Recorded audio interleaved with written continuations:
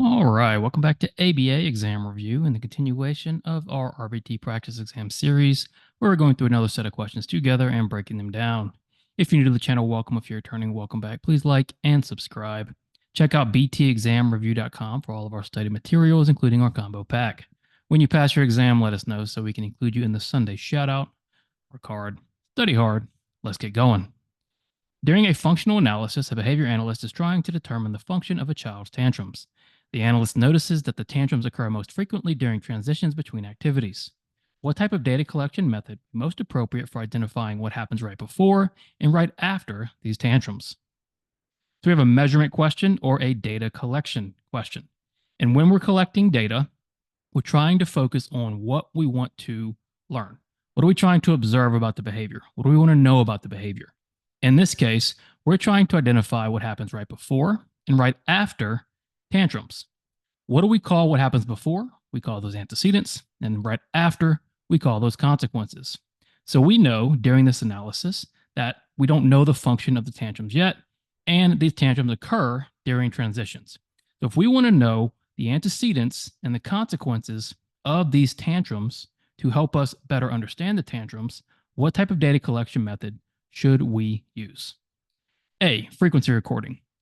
What type of data will frequency recording give us? Well, frequency is going to give us a count. It's going to tell us how many times something happened. So if we took frequency on tantrums, it would tell us how many tantrums occurred.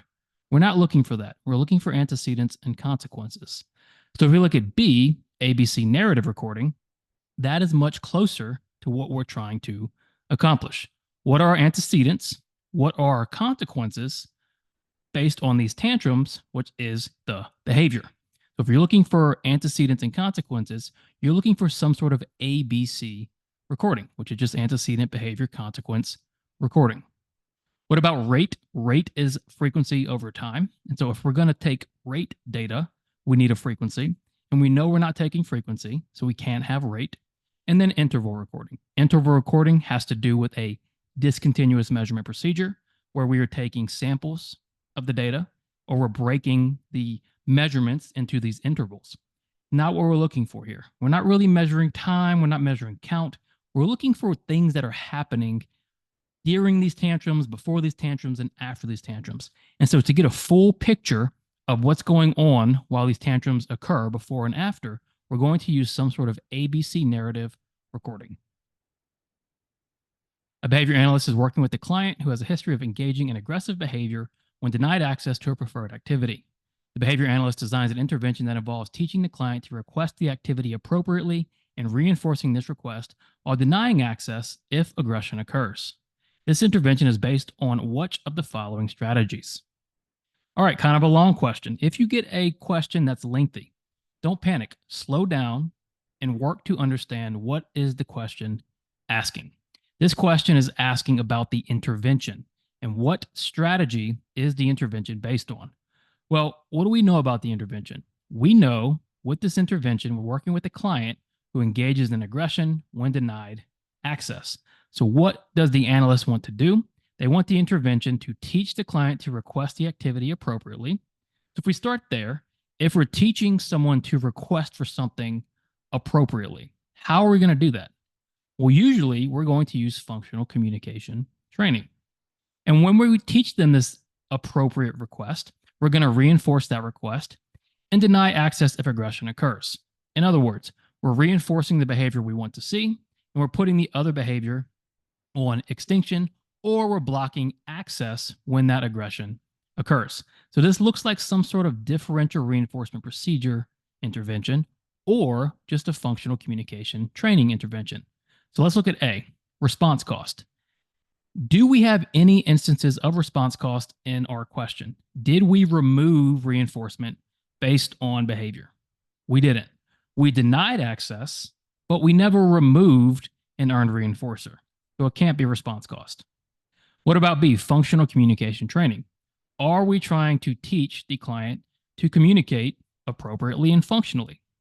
Well, we are, because we want the client, instead of to engage in communication instead of engaging in aggression when denied access. So what are we going to do? We're going to teach that client to request appropriately. What about C, non-contingent reinforcement? How is the client earning reinforcement? Well, the only way the client earns reinforcement is if they engage in the appropriate behavior.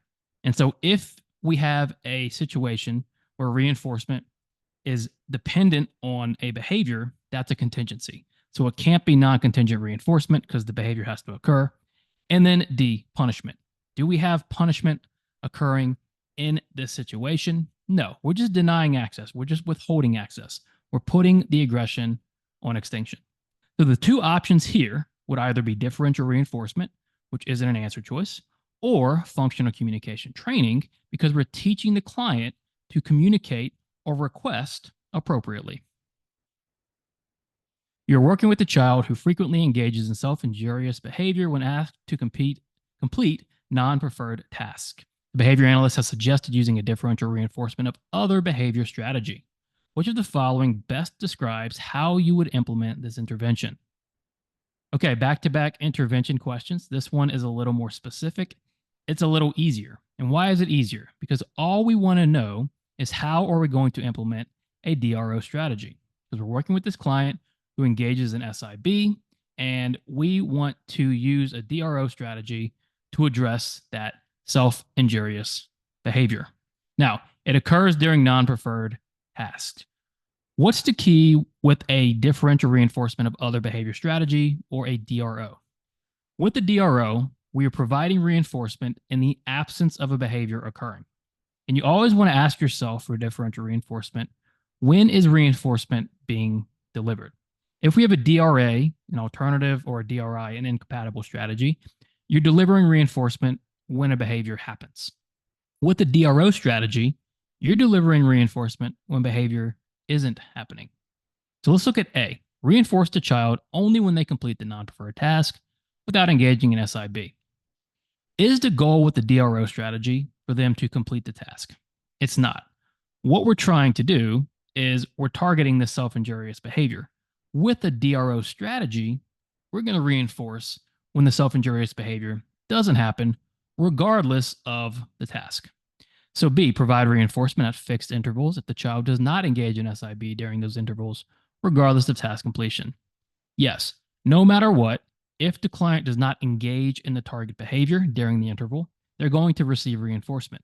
That's the whole idea behind a differential reinforcement of other behavior strategy. What about C, ignore the SIB and only reinforce the child when they ask for a break appropriately? C is also differential reinforcement. It's just not the other behavior strategy. Remember, we have to ask ourselves, when is reinforcement being delivered? With the DRO, that reinforcement is coming when a behavior is not occurring. And then D, remove all demands and only reinforce spontaneous, appropriate behaviors. That doesn't really address what we're trying to accomplish here. That is not a DRO strategy whatsoever. The answer here to best implement this DRO strategy is B, provide reinforcement at fixed intervals if the child does not engage in SIB, regardless of task completion. So it's the absence of behavior that is getting reinforced.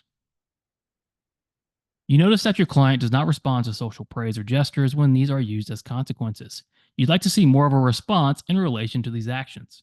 What could you possibly do to achieve this goal? Now, with many of the populations that we work with behavior analysis, we have to work hard to generate reinforcers and reinforcement. And a lot of times, things like social praise and gestures aren't as naturally occurring as far as reinforcement and encouragement goes for some of our clients. So, what we want to do is we want to create social praise and gestures and common things we're going to see in the environment. We want to create reinforcing properties in those praises and gestures because we want our clients to contact reinforcement in the general environment.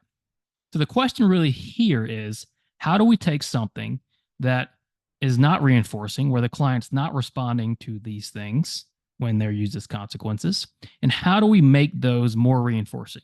Or how do we make our client respond to them more? What is the idea here? Well, the idea is what we call pairing. And when you pair something, You take these movements or items or whatever, and you pair them with already existing reinforcers to try to create reinforcing properties in the praises and the gestures and the other items. So, what can we possibly do for social praise and gestures? A, only use social praise or gestures as consequences from now on. Well, just brute forcing it and using them over and over again isn't going to change how the client responds to them. We might get lucky and maybe they do start responding more, but odds are it's not going to change anything. What about B? Use social praise in conjunction with conditioned reinforcers.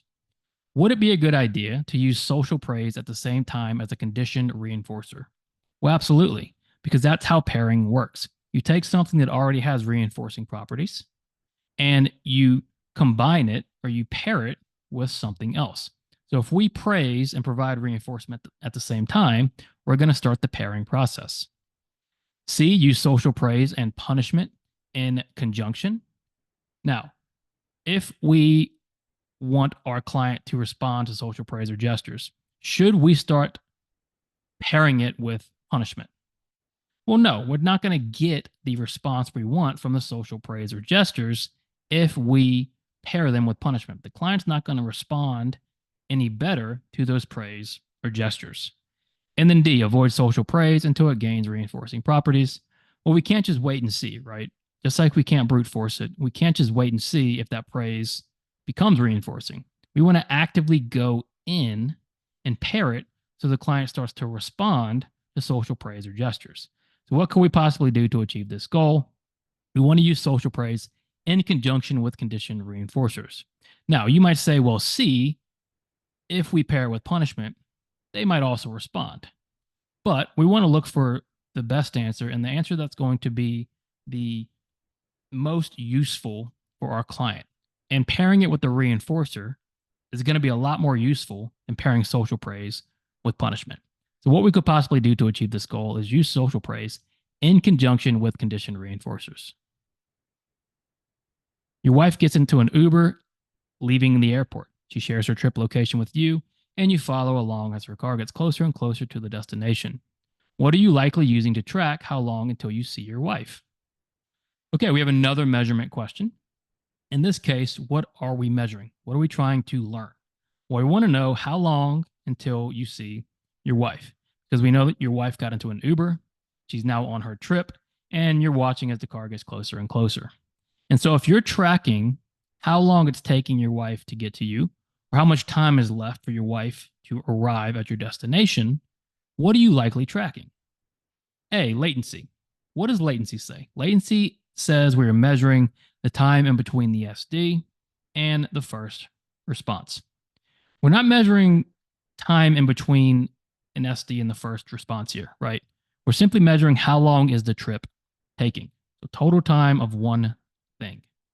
What about frequency? Well, as we talked about earlier, frequency is just a count, and you're not counting trips. You're looking at time, how long. So we need a time measurement. So duration is likely going to fit best because we're tracking the duration of the trip. We're tracking the duration of time until you see your wife.